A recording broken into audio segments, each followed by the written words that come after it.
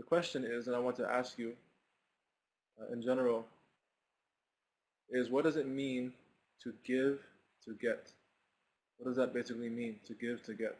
To give to get. Meaning someone says to you, you kind of give to get. What does that mean?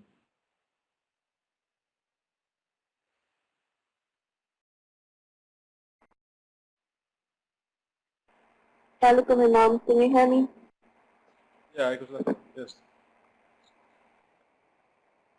Okay, so when you say, when you're asking what is it, what do you mean by when you give is what you get, means when you're helping others, the others help you as well. And when you're helping others, indirectly you're helping yourself because Allah is going to be rewarding you. Okay. Right, so you're saying that it means, so there's a kind of a reciprocity, right? There's a reciprocity that someone should give. Yeah, what goes around comes around. What goes around comes around. Let's look back here at some of these. All right. So the question again was giving to get. What does it mean, and is it a negative connotation? So we see you give thanks and you get increased. The ulterior motive behind giving is to get something back in return. The question is that you have an ulterior motive, like giving to receive, only doing something to get something back, only doing something to get something back. Usually seen as negative. You get the feeling of happiness when helping others. Okay. All right. So, but we haven't decided though. Let's first of all, we're giving to get. Is it a negative thing? Is it negative? Does it have a negative connotation? Is it negative or positive, or does it depend on the situation? Okay, so it depends. So it's not categorically negative. It's not categorically positive. All right, I think that depends on the flow, right? Okay, so if it's contextual, then let's try to get more definitive. What does it mean to give? What does it mean to give something? To help, okay? To serve, relinquish, all right? To part with, to extend something that is yours, give away or serve, and to serve in the name of Allah. An offering to be alive, from the heart. Take away from yourself to another thing or being.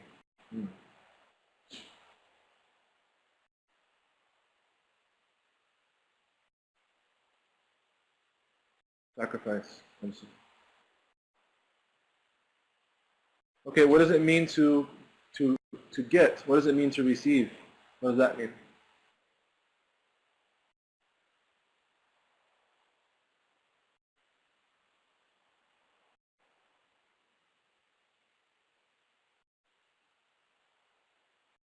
To be in need. To be gifted something. To accept. Okay, but to give and gifting, I think they're very closely related words. Let's try not to use the same word. Receive blessings from Allah for your good intention. Okay? Receive blessings from Allah for and good deeds.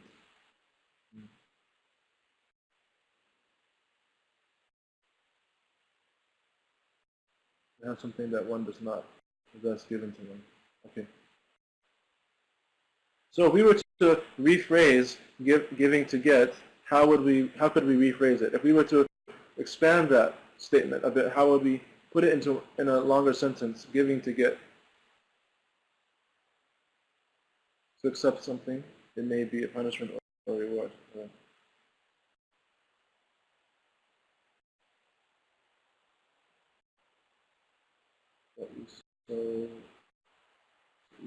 What you sow, you shall reap. All right, so that could be good or bad. We give something in return for something else. Okay. Reciprocity. Well, that's not really a sentence, though.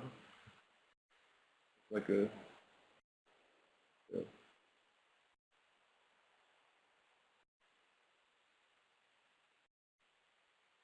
Giving to get. One prime example I had in mind is giving in the way of Allah to get reward by Him. No, not examples. We just want sentences that kind of put this in a different way.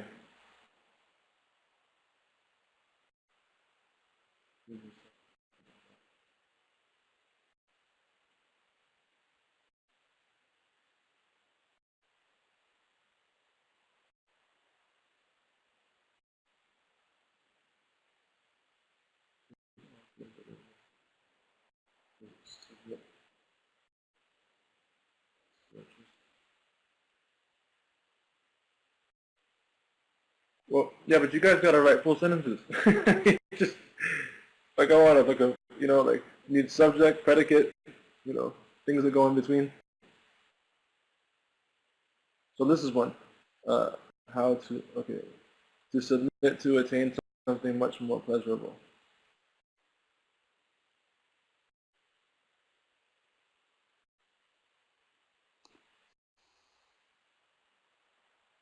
All right, this is fine. This is fine. Now the next question is, what does it mean to surrender? What is surrender? What does that mean? Establishing a relationship of reciprocity with Allah, expecting the best from Him. Okay. What about surrender? What does it mean to surrender?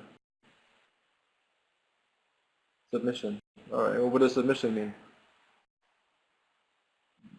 Be dependent on something and entirely dependent. Give up. Relinquishing control or the idea of control. To give up. Total submission to God. Okay, don't use the word submission anymore. Accepting that you can't. You can't what? Right? To have humility and acceptance. To give up oneself. All right. Master-slave relationship. Surrender is master-slave relationship. So okay, surrender is giving in. Surrender is to give up the choice of any personal movements. Okay, but we have many movements that we don't have any choice about anyway, like breathing, for example. We just do that involuntarily. To surrender is to give up control of yourself to the mercy of someone. All right, aligning your physical and mental efforts to a specific ideology.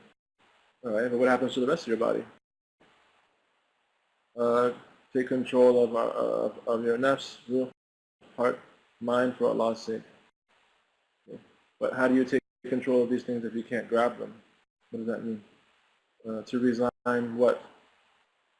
To wanting what Allah wants. But how do you know what Allah wants?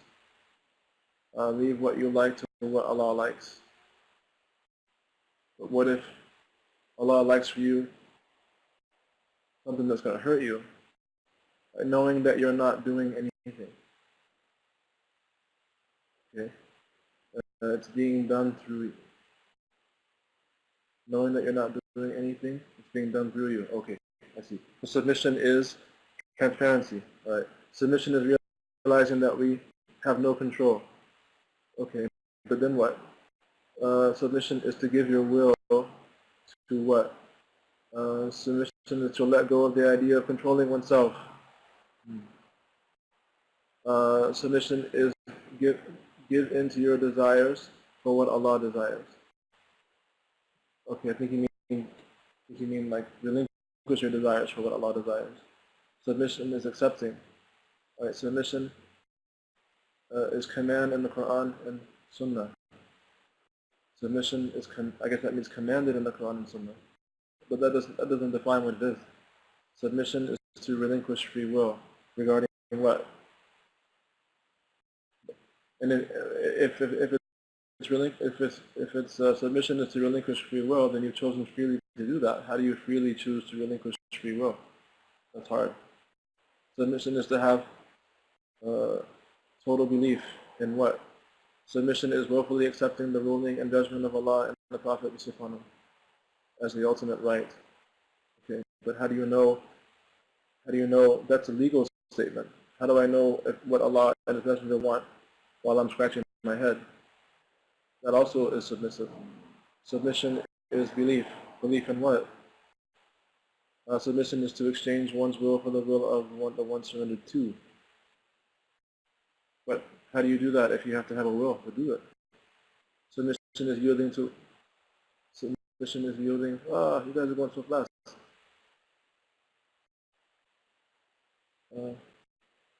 Submission is, uh,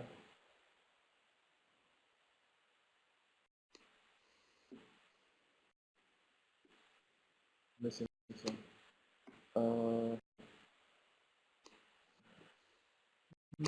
Come down. Submission is to be freed from what? You guys are complete. Submission is this a real class? MashaAllah. Submission is total belief in the conditions of Allah. It's set on us. Submission is when you just don't want to, you, you, but you do. Submission is being in a state of surrendering. Submission is to live your life according to Allah's will, to do what He pleases. Alright, submission is theoretically you ensure your actions are pleasing to Allah. Submission is to hand over yourself, essentially, in order to extol and obey Him. Okay? Submission is to be freed from your nafs. Okay, but, I'm sorry, we started off with the word surrender, by the way. It's surrender, and I guess submission are kind of synonymous terms.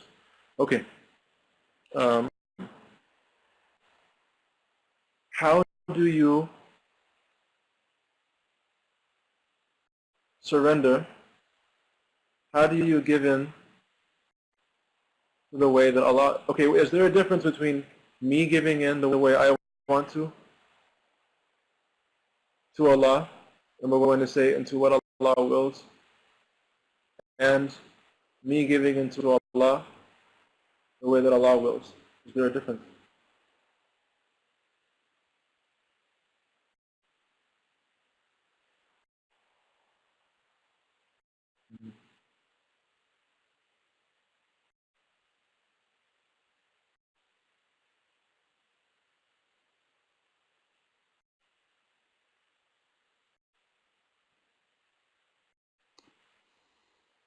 Is there a difference between the two?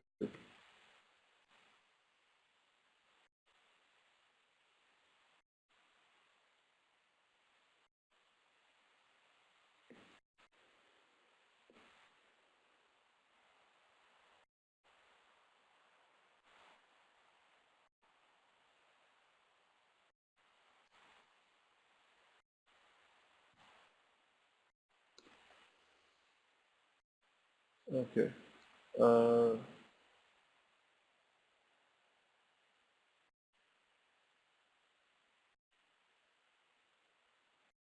All right. Is there a difference between the two? Is there a difference between surrendering to Allah in the way that He wants to, or surrendering to Allah in the way that I want to? Is there a difference? The difference is that you make your will into Allah's will and do what He pleases you to do. Yes, of course. Yes, there's a difference. Absolutely, there's a difference. Okay, but I'm saying, what is the difference? What is the difference between submitting to Allah in the way that I want to, or in the way that Allah wants to?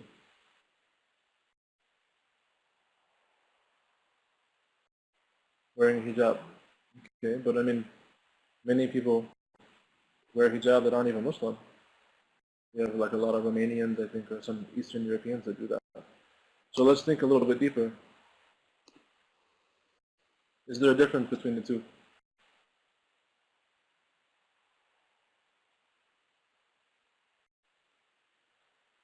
No. Is there a difference between submitting to Allah in the way that I want to, and submitting to Allah in the way that He wants to? Is there a difference?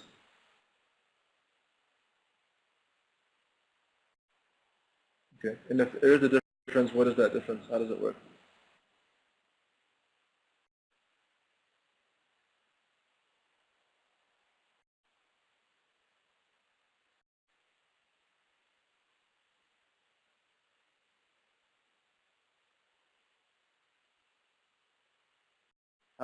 What is the difference between submitting to Allah in the way that He wants to be submitted to, or me submitting to Allah in the way that I want to? What is the difference?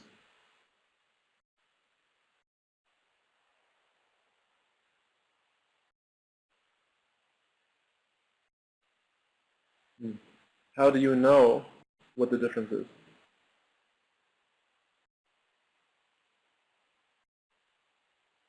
Hmm.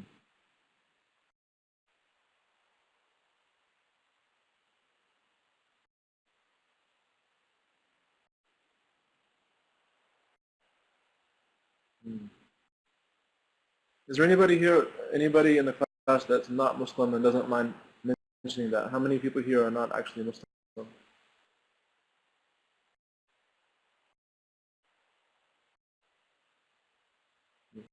Okay.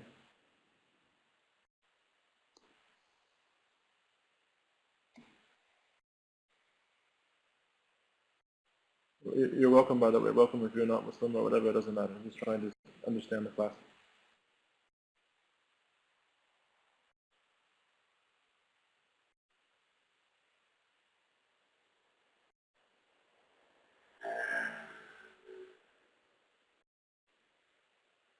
Okay. So what I would put forward is that it's something very simple. How I know whether or not it is that I'm surrendering to Allah in the way that I want to, or in the way that Allah wants me to, is very simple.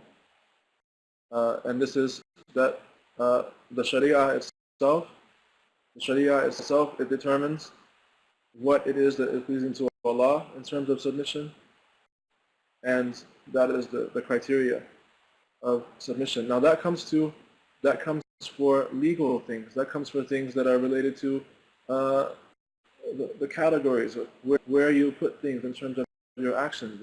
Is this okay? Is this not okay? Is this recommended? Is it not recommended? Now the question I want to ask you is, however, um, is Sharia, is it reality or is it theory? Is Sharia reality or is it theory?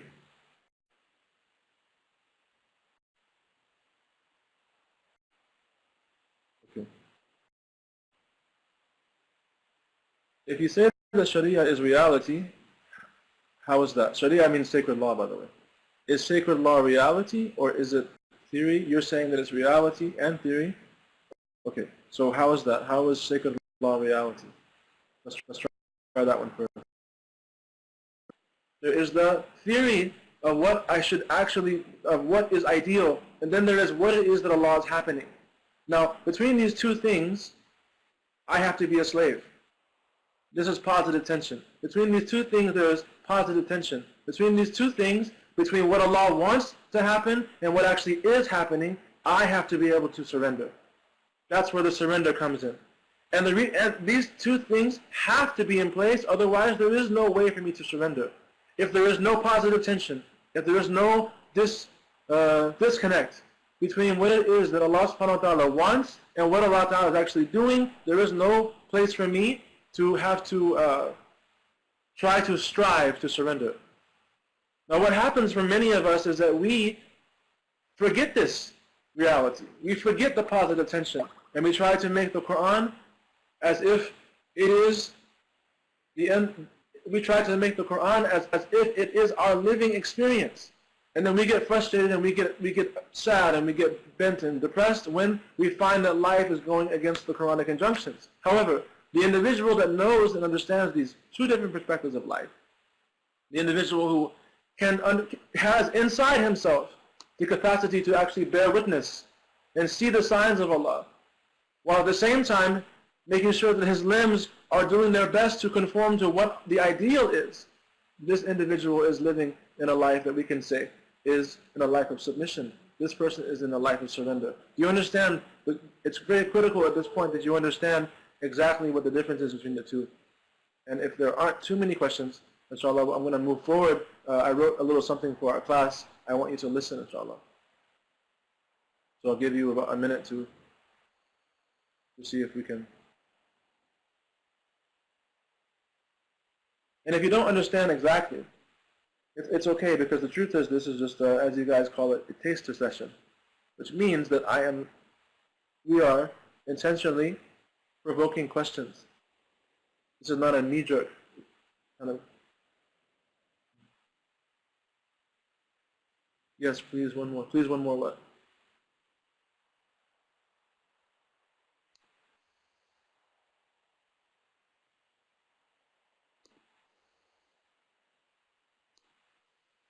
difference. Okay, so the difference is this. The difference is that, okay. An example would be that, have you seen that when you're driving a car, when you're driving in a car, you know, in America,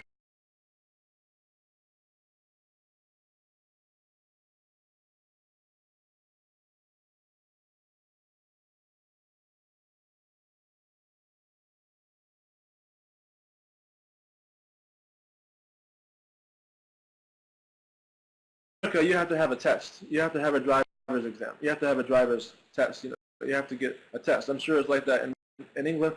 I don't know. Maybe it isn't because the way you guys drive. Maybe you have no test. I don't know. But let's just say, for the sake of an argument, that you actually do have a test. Now, the thing is that when you have a test, you have to prepare for the test, and you study and you study and you study. Now, there are rules. You have to stop here. You have to go there. You have to turn here. You can't turn there. These are ideals that are set down, and you will be tested. Isn't that true?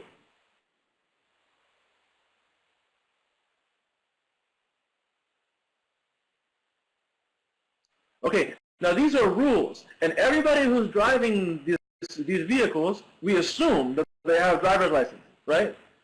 We assume they have driver's licenses. If they have driver's license, that means that they all know the rules, right?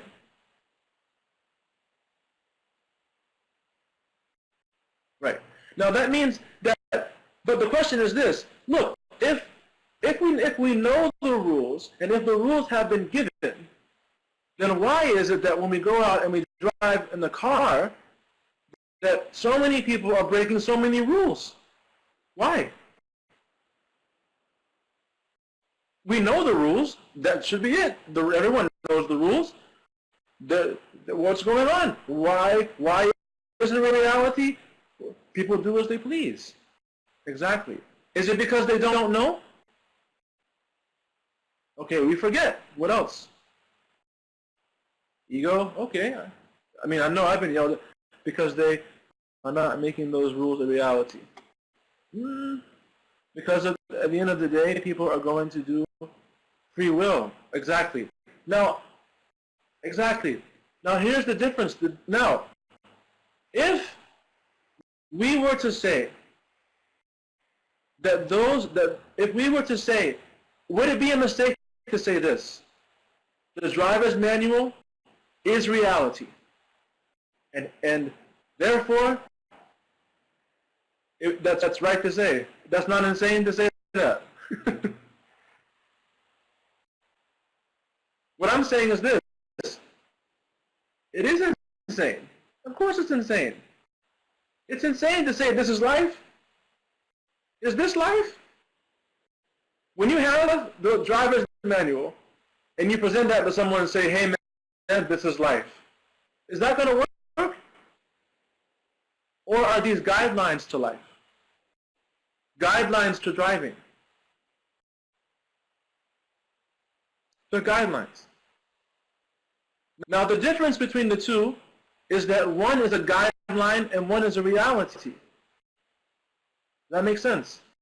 One's a guideline and one is a reality. One of them is a book of rules and the other is the reality that we're actually living in. They're not in sync. They're not in sync. Something's wrong. And it would be insane for someone to take the book and stand in traffic, or it would be insane for someone to take the driver's manual and stand in front of a car accident and go, this is not reality. This is not reality. This is reality. The book. Do you understand my point? Does it make sense? Okay, now the thing is this. What we are doing with the Quran is that we are treating the Quran like the person standing at the car accident and confused because we don't understand how it is that what we're seeing is not matching up with the book. Because we're not putting the Quran in the right place. The Quran is a guideline, but there's a reality that's happening. That's the first step. The second step is that, but we have to understand in our minds that we have to see God in both. We have to see God in both situations. We have to see God in both. Why? Because God is the one who's allowing both to happen. God is the one who's causing the guidelines to come, and God is the one who's causing the car accident to come. The Muslim has to be able to embrace God in both cases, in the ideal and in the reality. Now, this being the case, how am I supposed to be able to do that? How can I do this? What do I need? Acceptance. Okay. I'm looking for another word. Surrender. Surrender. Yes, patience, but patience is a funny word when it comes to this. Sincerity is there. Yes, but sincerity to do what? Patience to do what? Sincerity to do what? Patience to do what? Honesty to do what? Make a sandwich?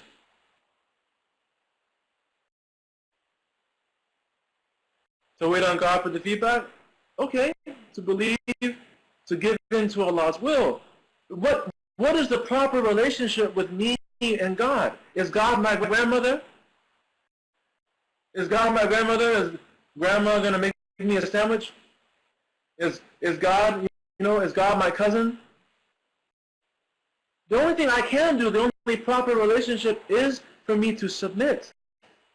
Spiritual, what does that mean? If it's spiritual, I have a mind and I have a body. I'm not just spirit. I have to do something else. I have mind, body, and soul. It's got to be more than spiritual. I have more than love and fear. I have to do more.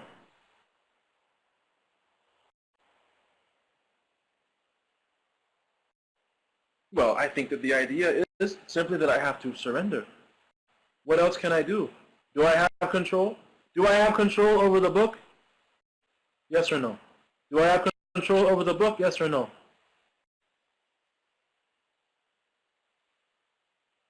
Do I have control over reality? Do I have control over?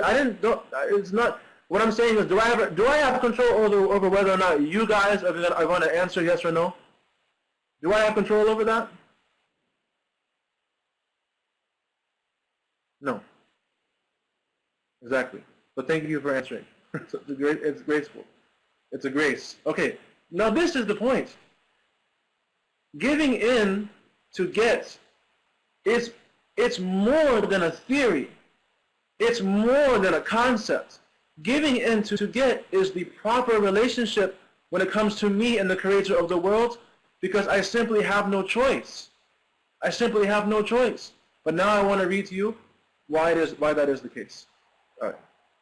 So please, at this time, no comments, because I'll get distracted, because I always want to answer everybody. So this is something I prepared for the class. So let's just listen, inshallah, if we can. All right. So people give to get. We tend to adapt actions, make decisions and the like for the sake of expediency. Ethical concerns are abandoned this way, as religious and environmentalist groups tend to remind us. However, the greatest expense, perhaps, of such a lifestyle is not the air one breathes, but rather the God who created it. In my giving to get, when it comes to the life of this world, I am merely burning the candle that is my life at both ends. The giver is weak, and the one given to is weak.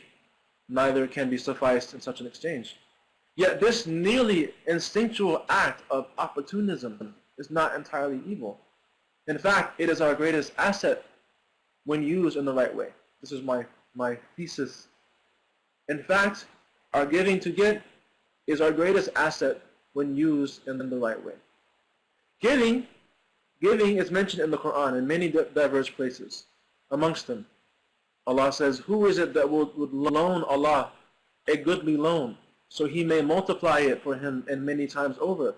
And it is Allah who withholds and grants abundance, and to Him you will be returned. This is 245.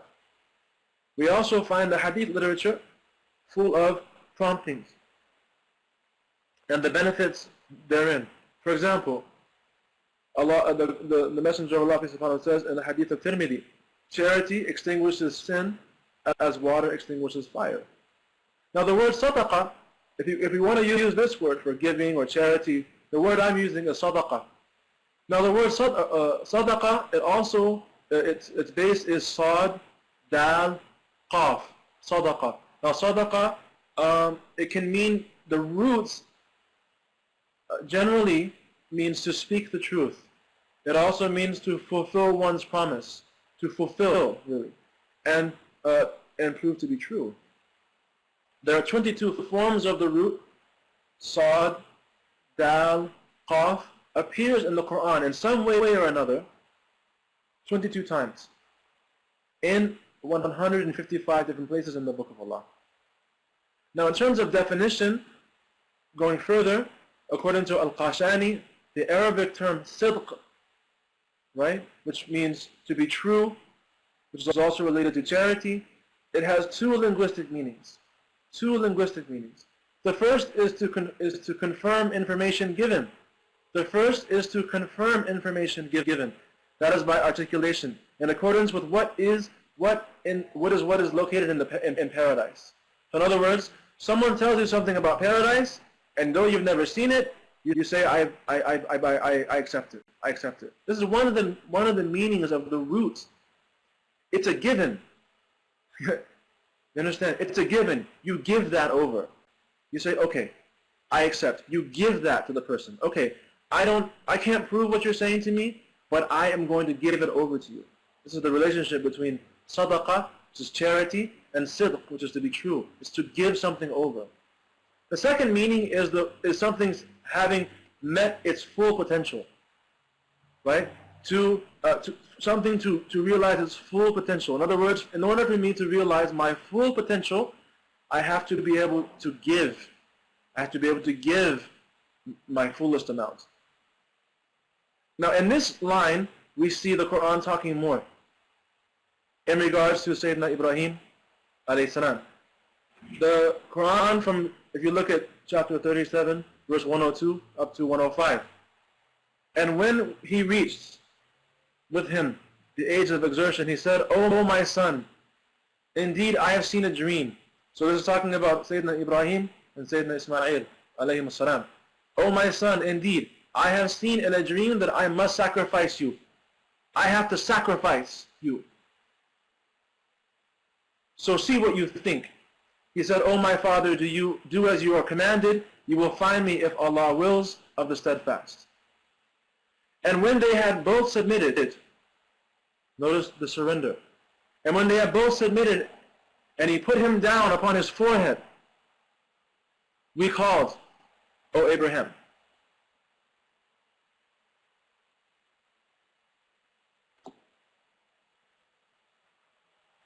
You have fulfilled the vision.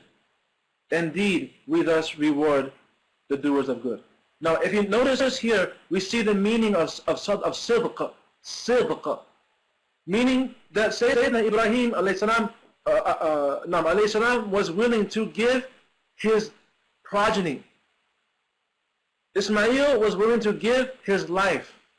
But you also see another variation of this root, sad, dal, qaf, and in doing so, Sayyidina Ibrahim, he was realized. He was fulfilled. He was fulfilled, and he fulfilled. He said to him, "You have fulfilled the vision. You have fulfilled the vision." In other words, giving is fulfillment. Indeed, we thus reward the doers of good, al-muhsinin. Now, obviously, the question has to come to mind: what does it mean to be given fulfillment in this context? What is the fulfillment that Sayyidina Ibrahim was given? As-Sulami said, and with regard to this ayah, he said, "I heard Muhammad ibn Abdullah saying, I heard of Kattani say, there are 1,000 stations of light and darkness between the slave and God. Their struggle is but to traverse the darkness until they reach the light. If done, they will not return after that to darkness. That is the reward of those who attain ihsan." So what he said, the fulfillment according to As-Sulami is that a person traverses the darkness The darkness of what? That's the one question that comes. The darkness of what? And then attains to the light. The light of what? That is the reward of those who attain ihsan. Al-muhsinin. May Allah make us min al-muhsinin. Al-Qushayri said, he narrated, it is said in the books of Quranic exegesis that he would run the blade. He would run the blade across his throat, Sayyidina Ismail's throat, but the blade would not cut his skin. Sayyidina Ibrahim alayhi salam and Sayyidina Ismail alayhima as-salam, that Sayyidina Ibrahim would run the blade. He was fully committed to giving what he had and to slaughtering his own son, which would be to give his own progeny away, which was to cut his own family line. It is said in the books of the Quranic exegesis that he would run the blade across the throat, but the blade would not cut his skin. Ibrahim, upon whom be peace, was astonished. He was called upon hearing, O Ibrahim, the point in this test was your submission. The point in this test was your surrender. How much were you going to give? How much were you going to confirm? How much are you willing to affirm? How much are you willing to give? And you realized, saddaqta, which is to real. One of the meanings of saddaqta is to be fulfilled. You gave and you gave and you gave until you were fulfilled. You fulfilled. But what is fulfillment? What is the fulfillment? In his famous exegesis, the soul of elucidation, Ruh al-Bayan, Haqqi said, this is Ismail, Haqqi, stated that regarding the nature of the slave's realization in God, the master al-Jami said that the love of the truth conquered him, Ibrahim alayhi salam, until he was absolved of his father. In other words, until he wasn't concerned about his father anymore, in the sense that it wasn't going to veil him from the truth. And from his people, he was absolved from his people until he was not concerned about them. And he confronted his son's slaughter. He confronted his own son's slaughter for God's sake. In doing so, he abandoned all his wealth, despite the position he had with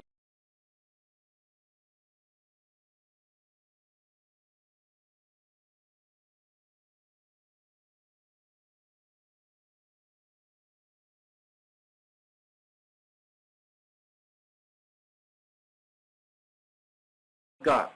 In other words, he already knew he was good with God up to that point. But he gave everything that he had. He gave, his father was a wealth because that's his roots. His people was his wealth because that's his station.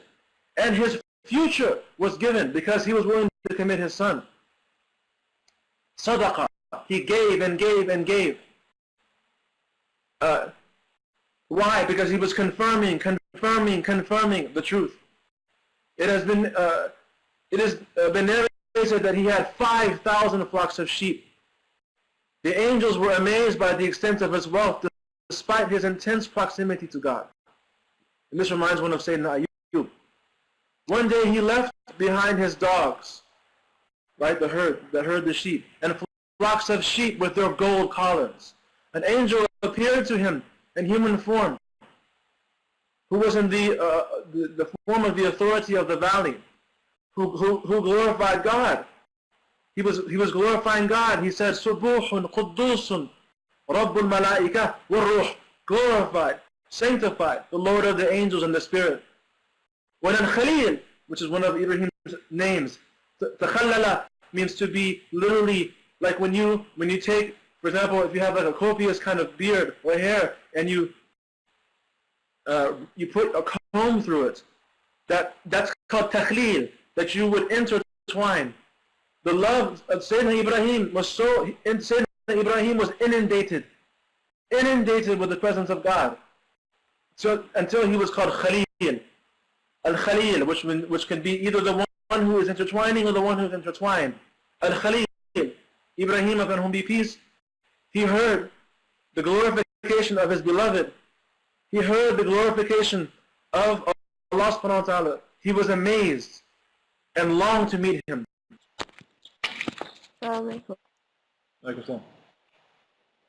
Okay. I just wanted to ask. You were saying how our realities are divided into two, ideal and actual, and all that, right? Like Not when you're reality, but worshiping. not reality, but our experience. Our experience. uh, Yeah. like our experience ourselves. So we think Yeah. and then we act, kind of thing, right? So I was just thinking, can you suggest ways and means, because some people are extremely idealistic, Yeah. hence they have all this knowledge, but they don't know how to kind of act it out. Could you suggest Right. ways to kind of overcome or materialize these ideas? Thank you. You know, here's what happens. You can kind of tell how knowledgeable someone is in Islam very easily. It's not by it's not by how many hadith that they know. It's not by how much Quran they know or how many recitations they know or something like that. But rather, it's about the wisdom they have in applying things. It's about the wisdom that one has in applying things. Now you'll notice that the sign of an individual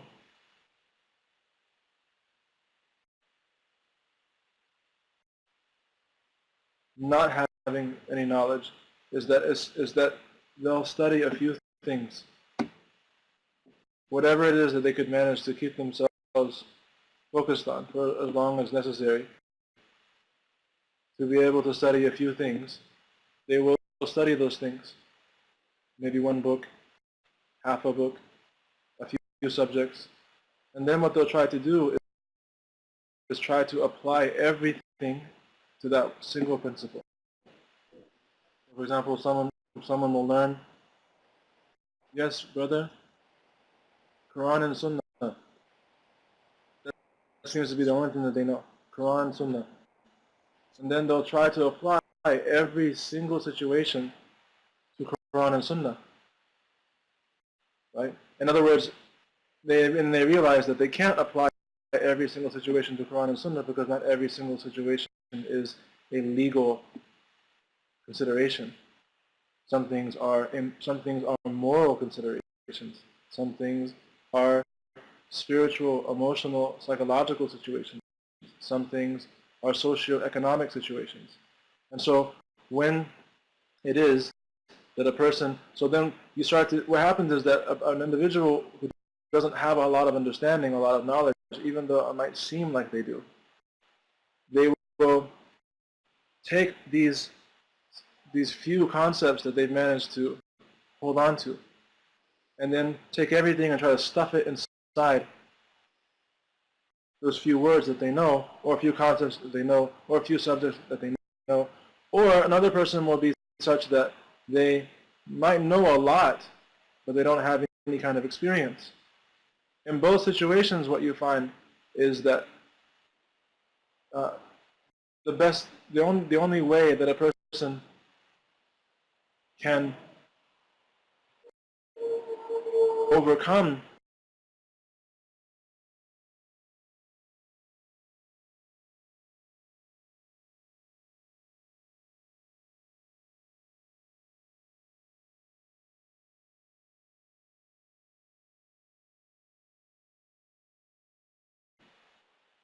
the kind of negative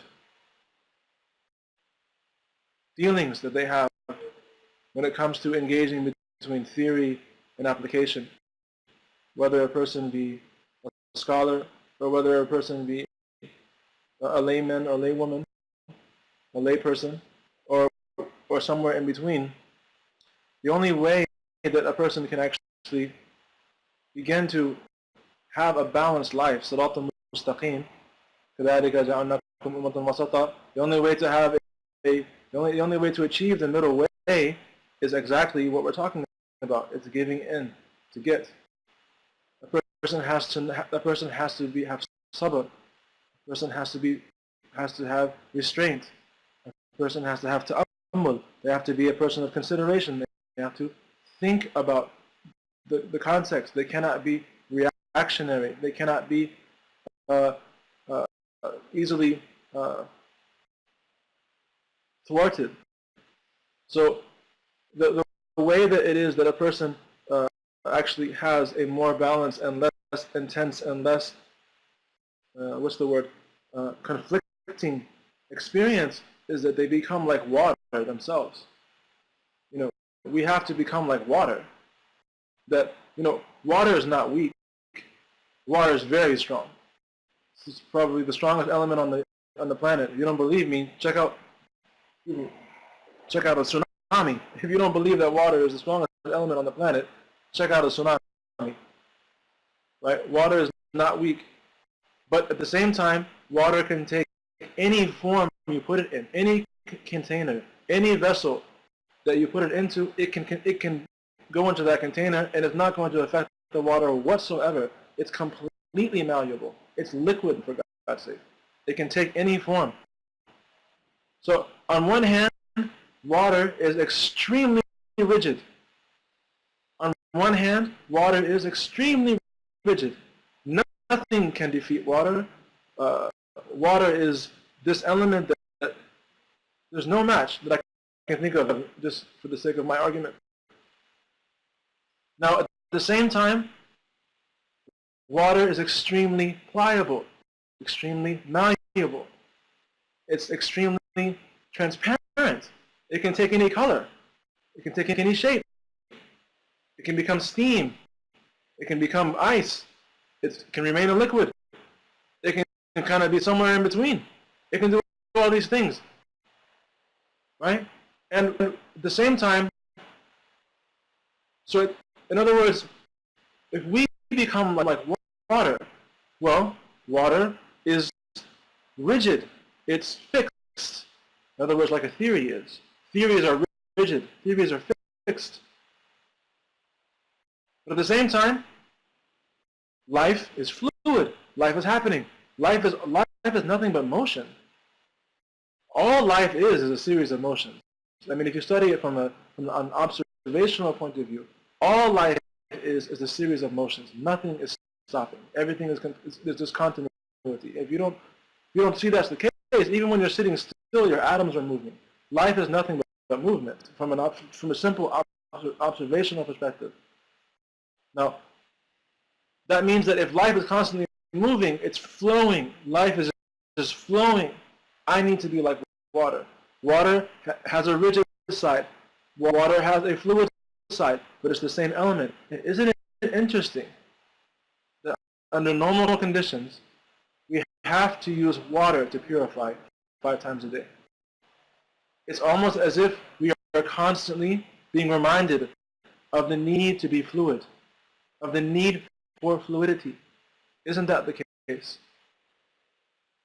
In normal conditions, you purify with water. In other words, you become clean. You become clean. You become ritually acceptable. You become the capacity to enter into the divine presence. It comes with water. The capacity to enter into the divine presence, it comes with water. And that means that an individual who would be with God is an individual who has to be able to join between rigidity and fluidity. A person who has to be able to join between theory and reality.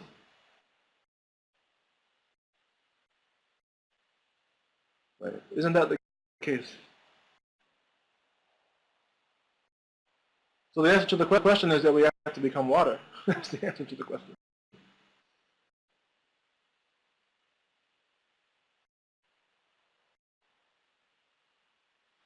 Now, the thing about that is that means that do I need to become 14th century water, 15th century water, 18th century water, or 21st century water? What kind of water do I need to become? Well, someone would say, well, brother, what's the difference? Well, in a way, there is no difference. But in a way, there is a difference. Because the water I have in my house running through my home right now, if I go to the faucet, right, that's not the water that was like, it tastes different. The water tastes different in my home than it does in your home. I guarantee it's not because of, like you live in a rat trap or I live in a rat trap. It's because of water. Like British, like for example, water in London is not like water in Scotland. And water in my house is not like water in New Hampshire. It has different elements. Different things are happening inside of it, right? So that means I have to know the water, even though it's the same. I still have to know it.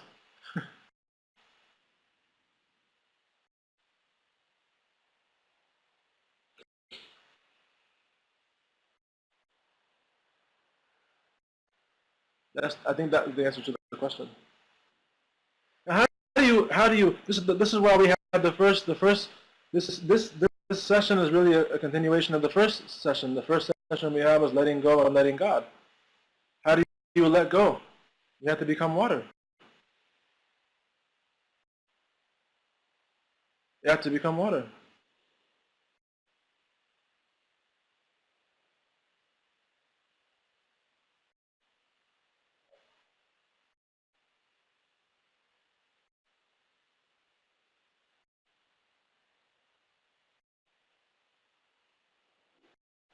Okay. If we're having conversations amongst ourselves in the chat room, please stop.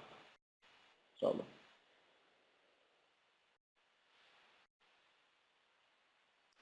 Okay. Is there any other questions?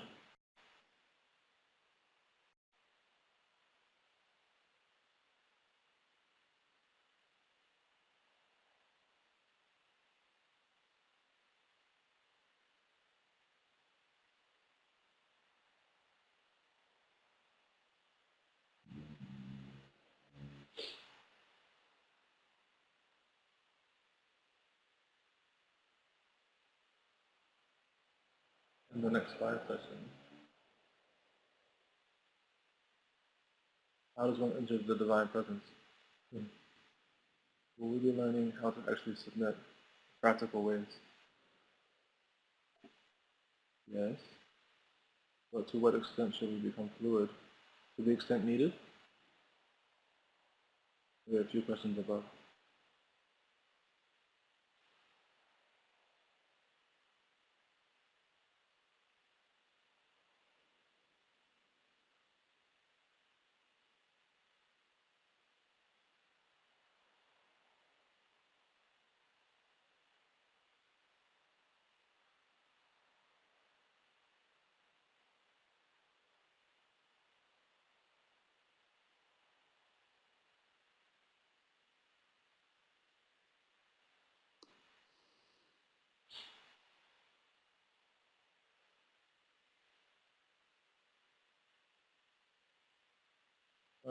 The divine presence is neither fluid or constant. It's neither one.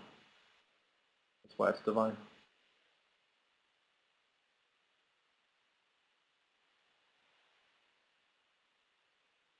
We have to always go through constant change, or is there a steady stream? There's both. There's both. Life is both. Life is both steady and constant at the same time. Life is both steady and constant at the same time. I'll give you an example of how life is steady and constant at the same time. If you take 5 people, you put them into a room, and you have all the people that are in the room, and you have them sitting together in the room,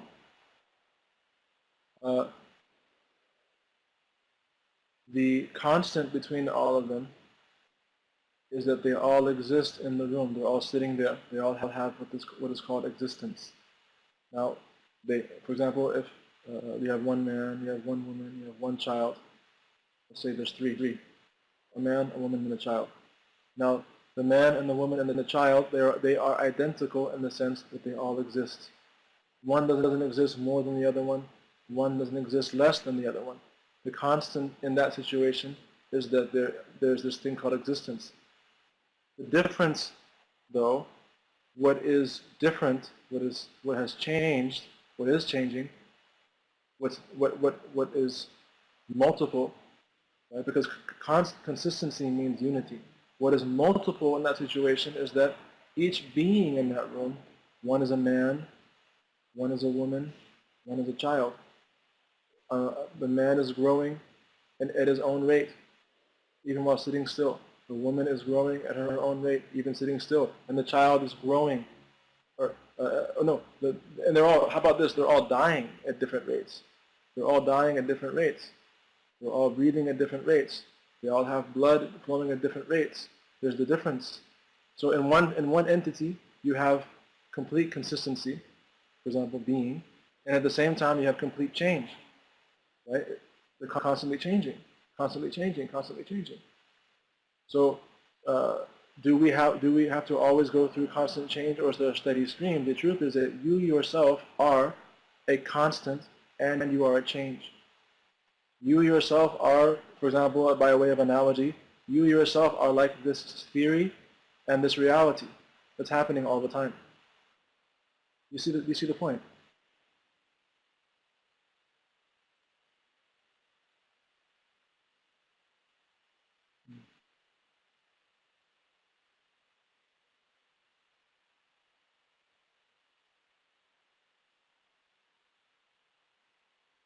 So part of the problem is that we tend to want, part of our problem is that we tend to want an either or. We tend to want an either or. We want one way or the other, and that's not the way life is. That is our problem. And since we can't get either or, we can't give in. We'll give in when something is either, or we'll give in when something is or. But when it's both either or, we can't give in. Because we don't know how to be fluid. We don't know how to be with Allah. We don't know how to be with Allah in order to be able to give to Him in each moment. Don't know how.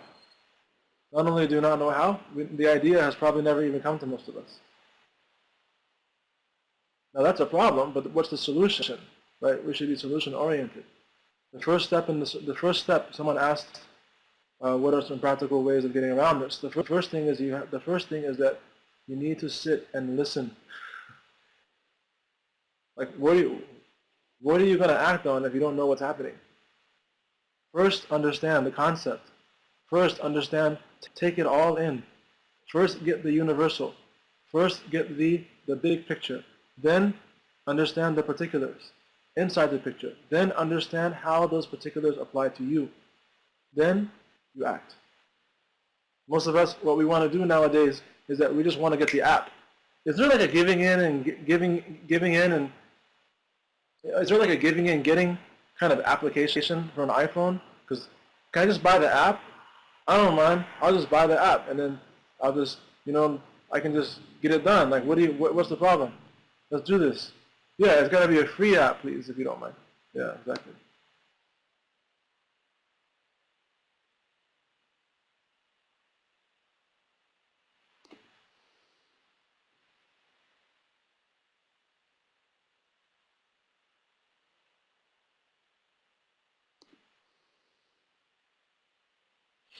So the problem is not understanding, first of all, conceptually, even what it is that we're doing, or why we're doing it, or even what we're heading for. If you would agree.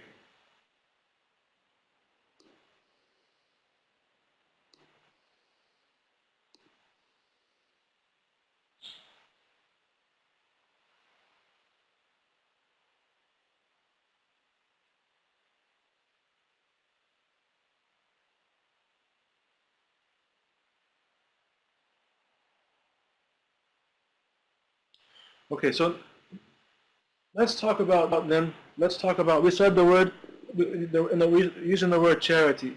So we can say, or we're using the root letter, sad, dal, qaf, sadaqa.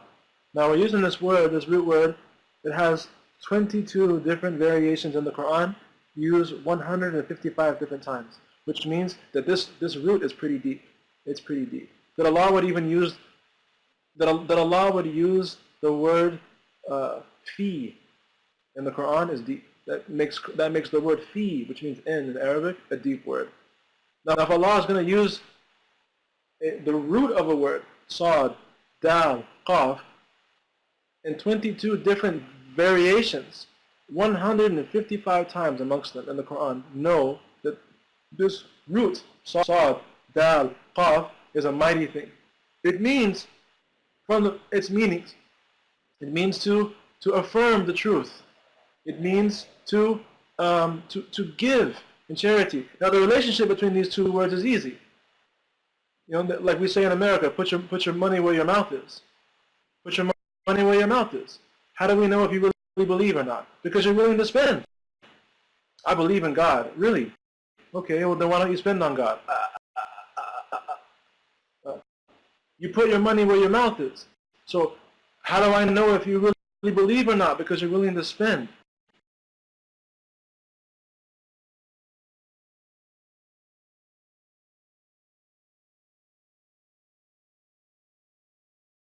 I don't want to spend because I'm afraid.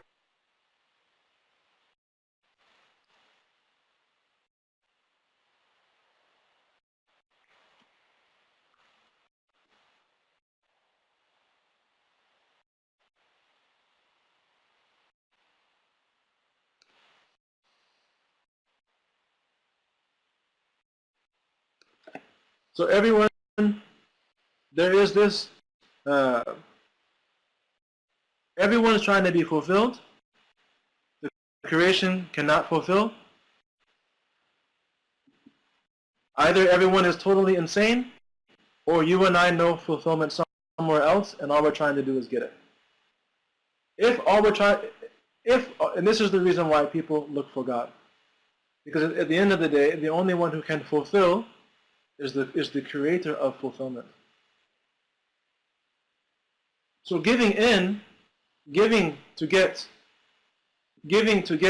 what that does, what giving to get will do to us, is that it causes us to reach a certain kind of fulfillment through our own travel towards Allah subhanahu wa ta'ala. And whatever it is that whatever fulfillment that we have, whatever capacity to know the creator of fulfillment itself. Because at the end of the day, ask yourself this question: is it fulfillment that I want, or is it Allah? Isn't fulfillment just another creation?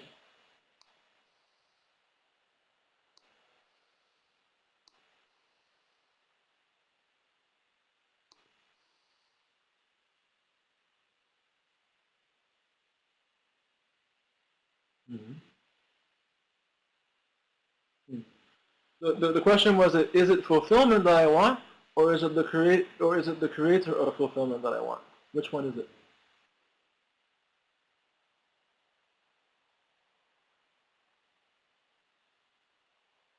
Is it the creator is it the creator of fulfillment that I want, or is it fulfillment? Because fulfillment is itself a creation, isn't it?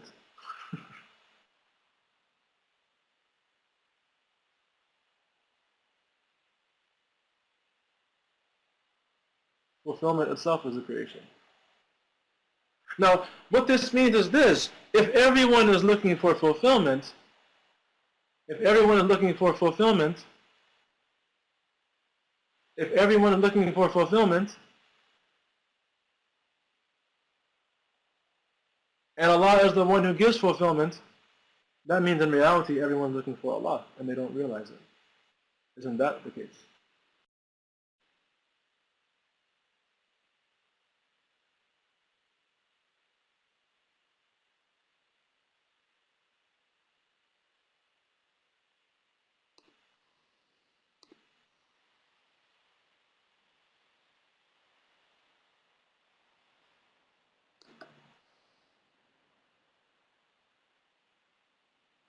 You understand the point? It means that everyone is looking for God. There's not any activity that we ever do. There's not any movement that we ever make, except that people are trying to get fulfillment.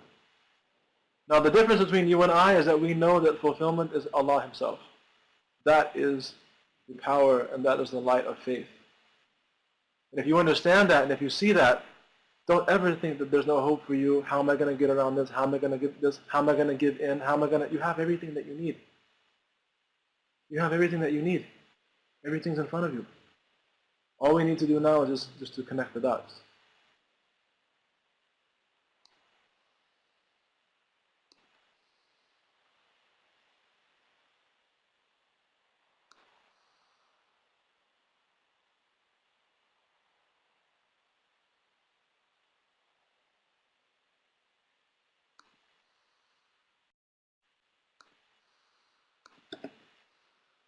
How is everyone looking for God?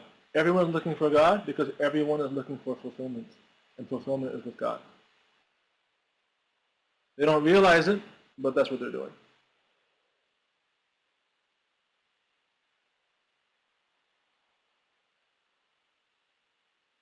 Mm-hmm.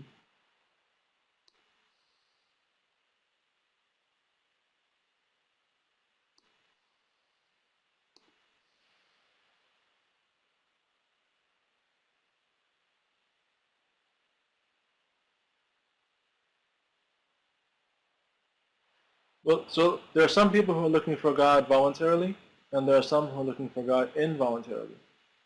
There's nothing is happening, but people are looking for God. Either they realize it or they don't realize it because they're looking for fulfillment, and God Himself is fulfillment. He's the creator of whatever it is, this thing that we call fulfillment. So therefore, it's through God that people are trying to. It's God they're looking for if they don't realize it. This is the difference between religion, theory, and reality. So we started off with this conversation. We started off with the conversation of understanding the difference between the theory and the reality. The theory is religion. You can't do without it. And then there's the reality. And when it comes to the theory, you have people who are with God, and you have those who are not with God. And in the reality, everyone's actually looking for God, even if they don't realize it or not. The bridge between the two is called faith. The bridge between the two is called faith, that you acknowledge what you're doing. You actually acknowledge what you're doing. May Allah give us tawfiq to acknowledge what we're doing. The kafir is the one who will not acknowledge what he or she is doing. The kafir is the one who will not, they refuse to acknowledge what they are doing. And the one who acknowledges what they're doing, they're called as-sadiqeen. They're called the truthful ones, the ones who confirm the truth. The sadiqeen are those who give. The ones who give the best are the ones who give themselves, as seen in the example of Sayyidina Ibrahim alayhi salam. Isn't it true?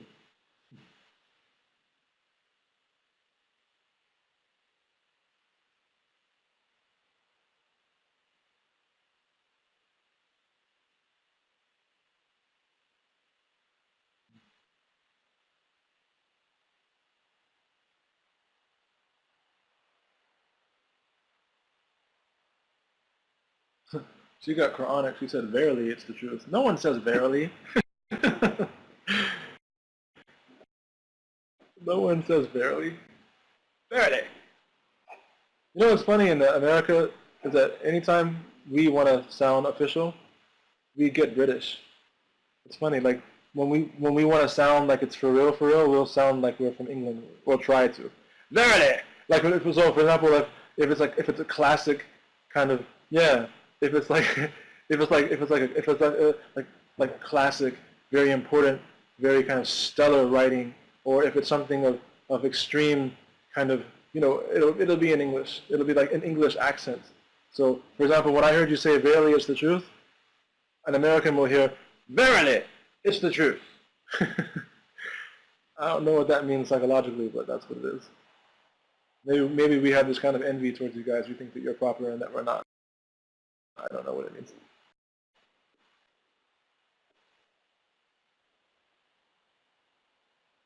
That must be it. Yeah, it must be.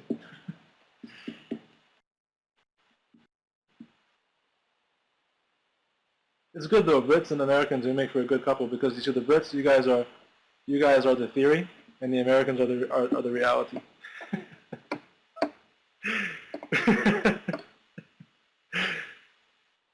That's funny. It's funny, but it's true. Verily, it's the truth. Verily. Sure thing, mate. That's too good.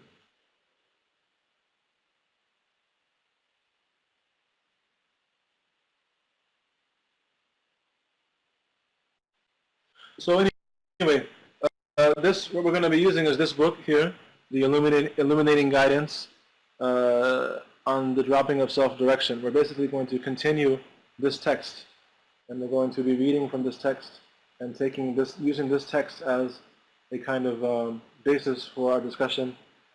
I do believe that if you look at the website, you'll see that I've even provided the bibliography. I provided the ISBN for it.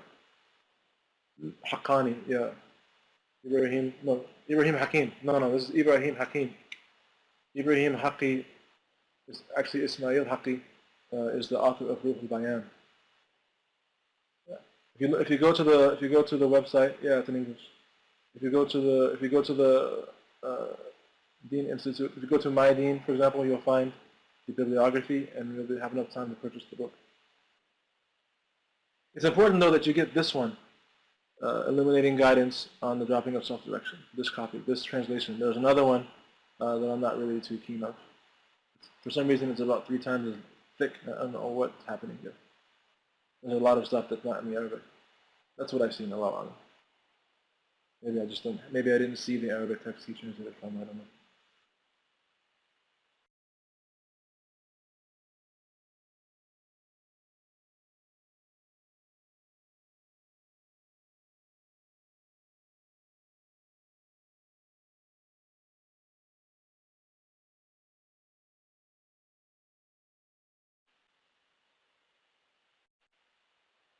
So inshallah, I do hope that everyone attends the actual sessions, the 5-week sessions, and I hope you've had a pleasant experience. I hope you've had a pleasant tasting. And if there aren't any questions, inshallah, we'll call it a day.